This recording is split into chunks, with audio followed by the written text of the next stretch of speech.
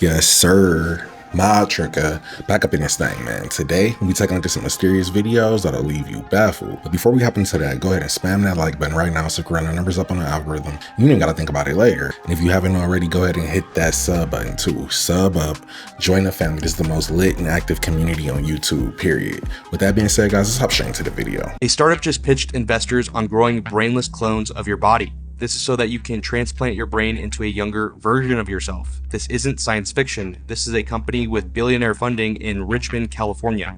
The company is called R3 Bio. Publicly, they say that they're building non-sentient monkey organ sacs as alternatives to animal testing. But MIT Technology Review uncovered that they've actually been pitching behind closed doors.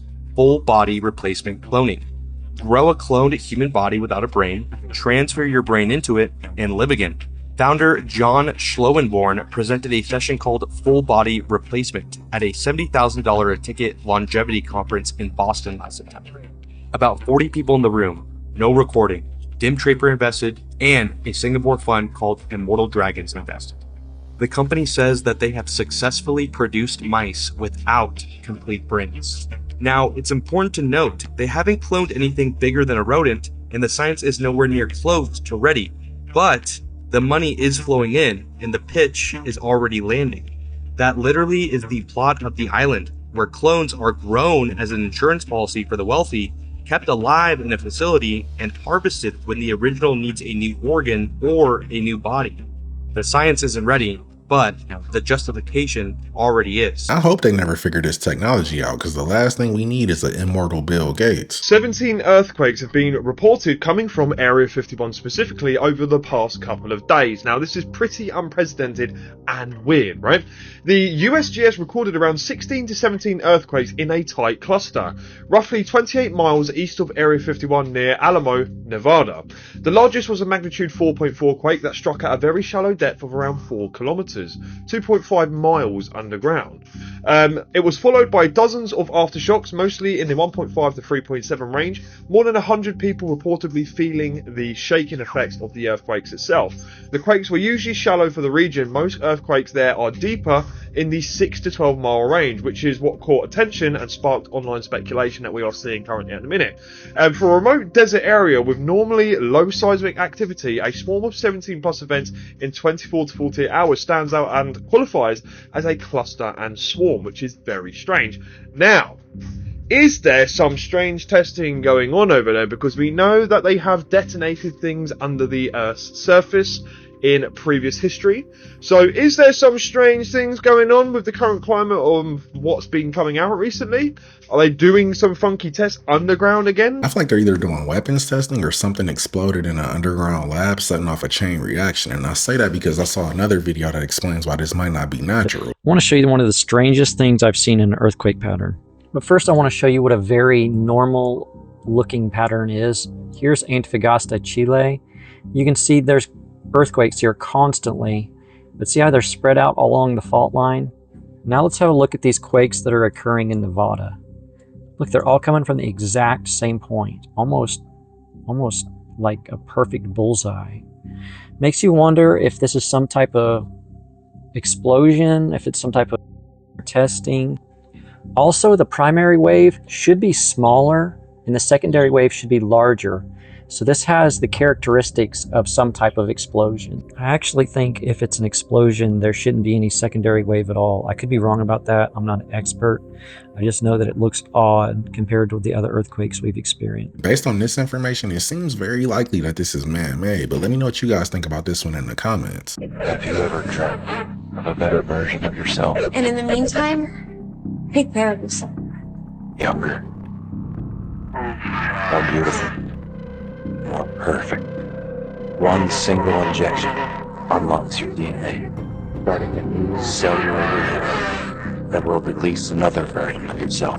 This is the substance. Either they're doppelgangers or Sabrina Carpenter is Hillary Clinton's clone, because God really said copy-paste. You know, it was real sad to hear about the Rome, Georgia courthouse burning down and all of those people's property records just up in smoke. Probably unrelated news, there's been a whole lot of property dispute over a proposed data center in Rome. Also, just spontaneously, there's a 32,000 acre fire, this Pineland Road fire, that's in Lowndes County, Georgia.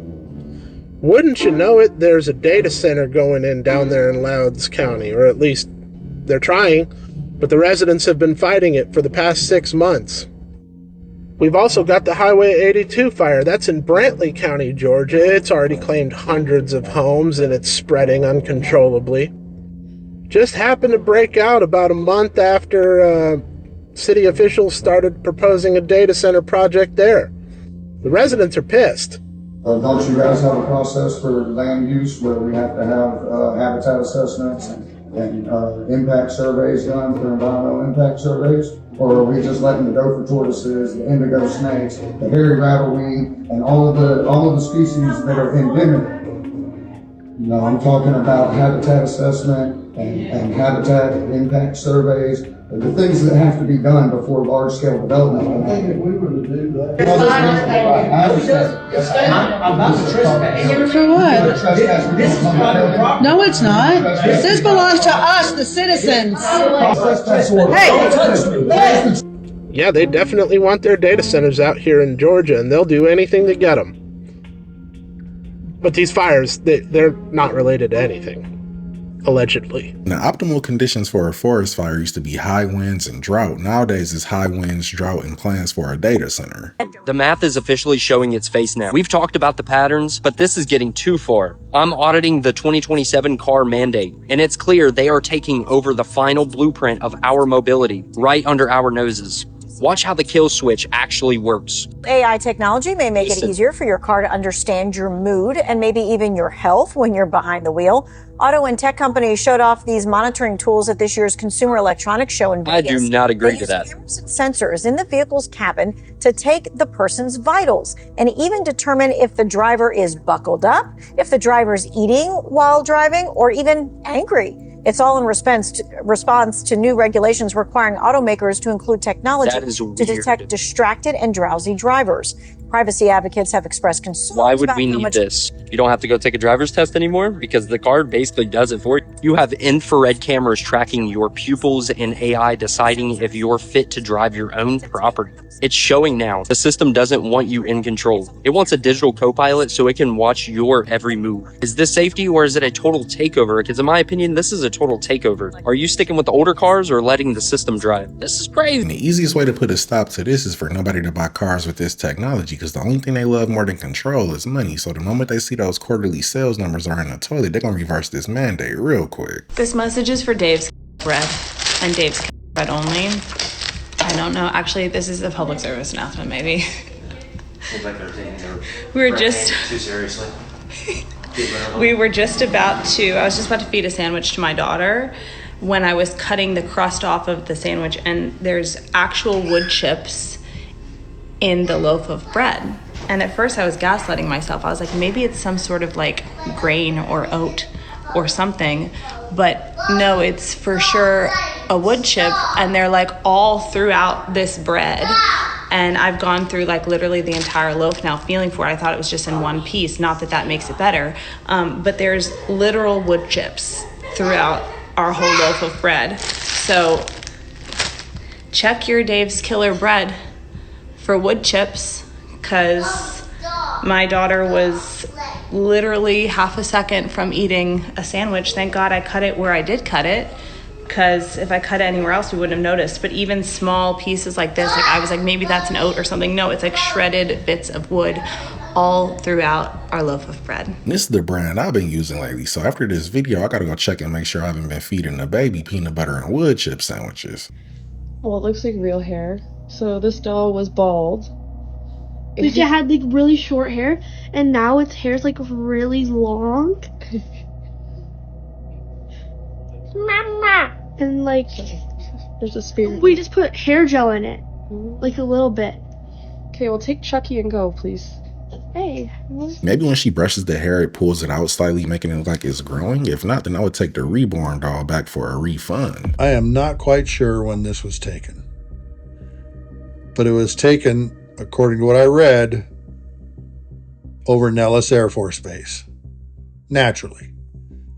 The Nellis Air Force Base Test and Training Range contains Area 51. But this is some of the clearest video and a picture of a UFO I've ever seen. I just ran the original video through the AI checker, and apparently it's not AI. So either this is really good CGI or this is an actual mothership. Brand new Wendy's, but here's the difference. You cannot sit down inside to eat your food. You're going to order your food from this window, right? And then you're going to walk around the building, right? And you're going to sit down and eat right there. Now, if you're doing DoorDash, you walk through these doors and you're going to pick up your food right there or what have you. And they're going to have computer screens right there where you can order your food. This is how they're doing it now in some locations with Wendy's and probably other restaurants where, you know, traditionally you would be able to go in and sit down and eat, but now they're switching it up. This is new to me. Let me know in your city, wherever you from, y'all got these style type of restaurants where you can't sit down and eat no more. There's essentially no lobby. Everything is pretty much on the outside. And this is a brand new Wendy's. All I see with this is more jobs being replaced by AI. This is pretty much a Wendy's vending machine. 3 ways you're about to be relentlessly by the people pulling the strings. 1. Smart meters. They're already being installed in millions of homes. It tracks your energy usage, but it can also be used to restrict it. During orchestrated emergencies, suppliers can simply switch off your power. Couple this with a digital ID and you're living in a nightmare. 2. 15-minute cities. Sold to you as environmentally friendly and convenient. Everything you need within walking distance. It sounds great. But combine digital infrastructure tracking every single movement you make with the inevitable phasing out of combustion engine vehicles, and your ability to do what you want when you want becomes restricted, to say the least. Number 3 is programmable money. Over 130 countries are already developing central bank digital currencies. Programmable money means they can control what you spend it on. We got to do whatever we can to resist this, because if this gets implemented, life itself is going to be an open-air prison with better dining options. The idea that your local Freemason lodge is running the world is a low IQ conspiracy theory. If we were to construct a true secret society iceberg, Freemasonry wouldn't even pierce the water. At your average state college, you will find way more powerful fraternities, with big social networks and alumni connections. Next, it gets actually secretive in the initiatory sense. The SRIA, the OTO, the original Victorian-era Golden Dawn. Next, you will find your Harvard Finals Clubs. These are Ivy League secret societies where you might find your next senator or official ambassador. Then we have the Yale secret societies like Scroll and Key and the famous Skull and Bones, where you might find the next president. Finally, you have your ancient and royal orders, like the Knights of Malta. And at the very bottom, the royal orders, like the Order of the Garter and the Order of the Golden Fleece, where you will find kings and emperors. If these are the secret societies that we know about, then there's probably a bunch more that we don't know about who have members in positions of power as we speak. Can you tell us a secret about Steven Spielberg? He eats baby. Oh, baby. Ironically enough, you see Megan Fox in that same video, a whole nother rabbit hole, going shh, shh, shh. Must just be a total coincidence that anyone who has ever really spoken up has been silenced in one way or another. Comment below, let me know, am I onto something or am I tripping? Wake up. That's a very specific joke to make. It almost sounds like a Freudian slip. Steven Spielberg might actually be Moloch Spielberg. It is illegal in the United States for 98% of farmers to replant the seeds from the crops that they grew in the previous year. How illegal? Well, I'm glad you asked. If a farmer gets caught even one time replanting their seeds, they are banned from buying seeds ever again. There have been over 500 court cases about this, and farmers lose 100% of the time. And every one of those times, it causes a multi-generational farmland to go completely bankrupt. No seeds, no farming. Stick with me for a second because it gets worse. Let's say a farmer bought seeds, did all of their planting, and realized they had over 10,000 seeds left. You would think that a farmer with tight margins would just be able to hold those seeds for next year and then plant them in next year's harvest. However, you would be wrong because that is also a crime. It is a breach of contract with the seed companies. You're only allowed to plant this year's seeds this year, not next year or even 10 years from now. In the US, 100% of seeds are genetically modified seeds. All of those seeds have patents, and when a farmer buys them, they're not buying the seed, but they're buying the right to use them. I just want to know who Monsanto had to pay to get this law passed, because there's no benefits to this besides corporate profit. It all started with an order from McDonald's right here in Paddock Lake. We had purchased 2 coffees and a smoothie. And ended with a disturbing discovery. We threw all of the rest of it away right away because it was so disgusting. Jasmine Gursky posted on a local Facebook group after she says she found a worm in her drink. 2 other customers who she says she doesn't know chimed in, saying it happened to them too. The worm came through the straw, it went into my mouth, I spit it out in my hand, and I was contemplating life because I've never had something that gross happen to me in my life. It's absolutely disgusting. Kenosha County Public Health says it received multiple consumer complaints about the worms and came out to inspect the restaurant on Monday. According to the report, management told inspectors they noticed worms coming from a sewage receptacle under their drive-thru soda and ice machine over the weekend. A health officer said recent flooding may have caused a failure in the floor drain and tiles, allowing water to come back through the machine. Regular just tea expect a worm to be inside of it. No, yeah, and it's not just an earthworm, it's a sewage worm. So that makes it even worse. If you have a kid, you wouldn't want to feed that to your kid. Nobody would want to feed a sewage worm to their kids. I called the McDonald's location directly, and the manager told me they can't comment and referred me to their licensee. I spoke with a representative there who transferred me to another contact, but I did not hear back. According to the inspection report, McDonald's management hired a pest control company to service the area and plans to have repairs done soon.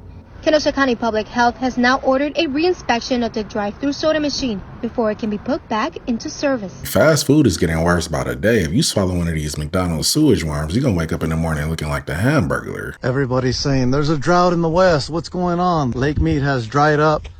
Well, I'm here to tell you, Lake Mead has not dried up. We still have some water left. It's way over there. So there you have it. Myth debunked. It may not have completely dried up, but Lake Mead is looking like puddle mead. Who held the sword better, this gentleman or this one? Just like the doors here. Put a pet door on it. Makes sense for us little people now. Now look at the weapons of wars, the cannons. They say that we carted these off into battlefields with horse and buggy. Loaded them up with massive cannonballs. At least that's what the narrative tells us. Well, let's take a look at some of these depictions of us little people operating these massive cannons.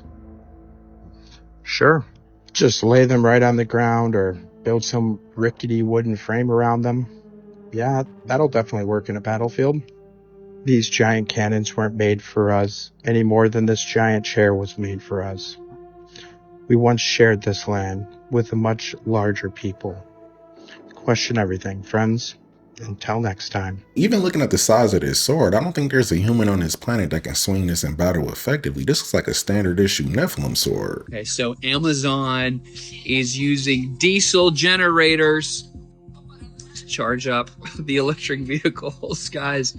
It's not working. The green energy hype, it's not working. Charging an electric vehicle with a diesel generator just defeats the whole purpose. That's like charging a solar panel with a flashlight. The most evidence-based UFO encounter I've ever come across. Oh. Wow. The Cash-Landrum incident. Betty Cash, her neighbor, Vicki Landrum, and her grandson, Colby Landrum, were driving in this rural part of Texas. They were driving along this road, and they saw this super bright light ahead, and they kept on getting closer. And best way they could describe it was this diamond-shaped thing that's bright as the sun, but there's fire spitting out the bottom of it. Like, Betty gets out of the car, she's standing there staring at it. They said the heat coming off of it was just intense. 20 to 25 helicopters come and swarm around this thing. It's almost like they escorted this diamond UFO, but they get home and they notice pretty instantly that all of them feel sick.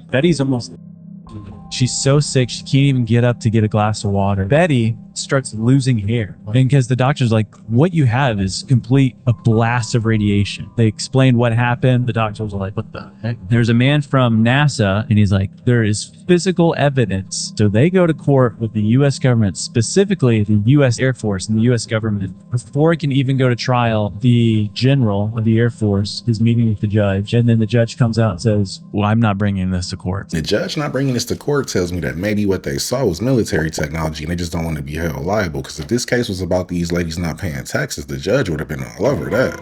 My house is extreme. Haunted, like, extreme. We just caught our big dog walking in the front lawn on camera.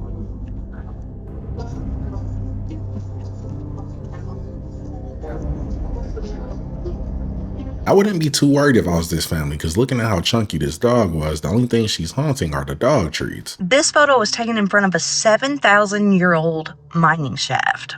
Yeah, humans have been mining out of this shaft for 7,000 years. It's located in Chile, and if you didn't notice, there's something extra in the photo. An apparition can be seen standing next to this cargo crate. It even appears to be wearing old mining clothing. Now, of course, due to the age, there are so many ghost stories associated with this mine, because so many people have lost their lives in this mine. But these miners aren't only encountering spirits in these mines. There have been several accounts where people have had a very horrible feeling, like they're being watched. They feel a very heavy dread being in certain parts of these mines, and some people have even claimed to be attacked by something within these mines. Or they came out of the mine with scratches and all over them. And this photo is just proof to what these workers are seeing within these 7,000-year-old mining shafts. What do you guys think? Let me know. If I was a ghost, the last place I would want to be stuck at is in the mine shafts for eternity. Did we just catch a hag? That is an insane video. I know. I think they might have got them a hag. On camera. I think somebody caught their sleep paralysis demon crawling on top of them.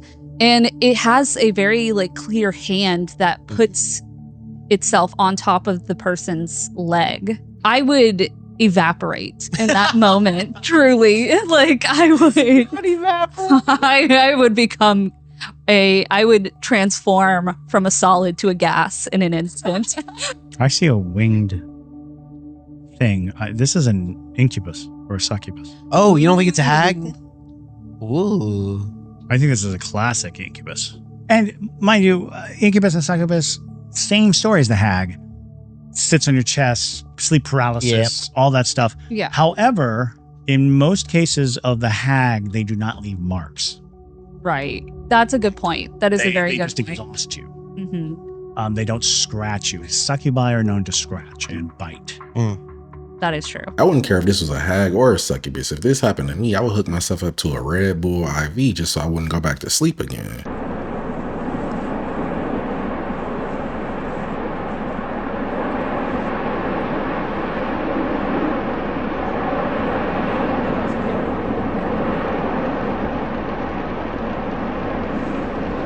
Las piedras.